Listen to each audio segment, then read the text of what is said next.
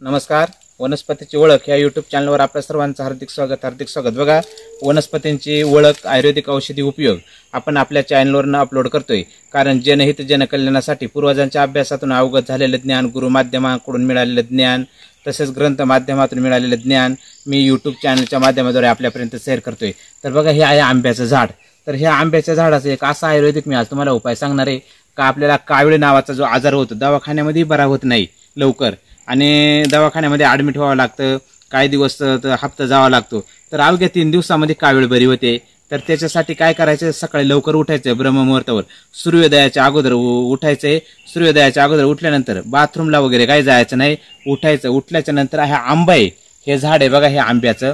तर हे आंब्याचं जे झाड आहे, ह्या झाडाची आपल्याला साल काढून न्यायची. बघा, साल कसली काढायची हे बघा. आता ही वरची साल थोडी अशी काढून टाकायची वरची, आणि ही जी बघा जी आतली साल आहे आपल्याला,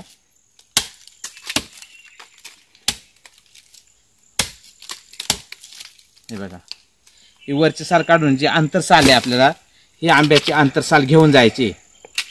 काय करायची, आंब्याची आंतरसाल न्यायची. आंतरसाल घेऊन गेल्याच्या नंतर काय करायचं, जो पेशंट आहे का ज्याला कावीळ झालेली आहे, असा कावीळ झालेला पेशंट काय करायचंय, त्याच्या हाताला चुना, त्याच्या बोटाला नखांना काय करायचं, चुना लावायचे. चुना कोणता, आपण जो तंबाखू सोबत खातो अंमली पदार्थ, तो चुना नखांना लावायचा आहे.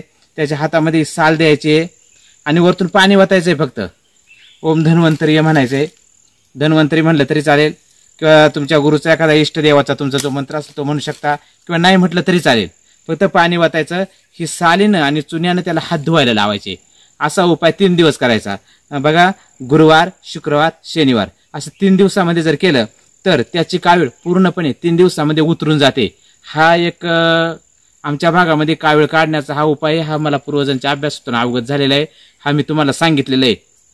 तर बघा, ही जी साल आहे, ह्या सालीनं चुन्यानं हात धुवल्यानंतर कावीळ बरी होते. एकदम साधा सोपा उपाय. हा उपाय करून आपली कावीळ पूर्णपणे बरी करा. धन्यवाद. रामकृष्ण हरी. जय धन्वंतरी भगवान.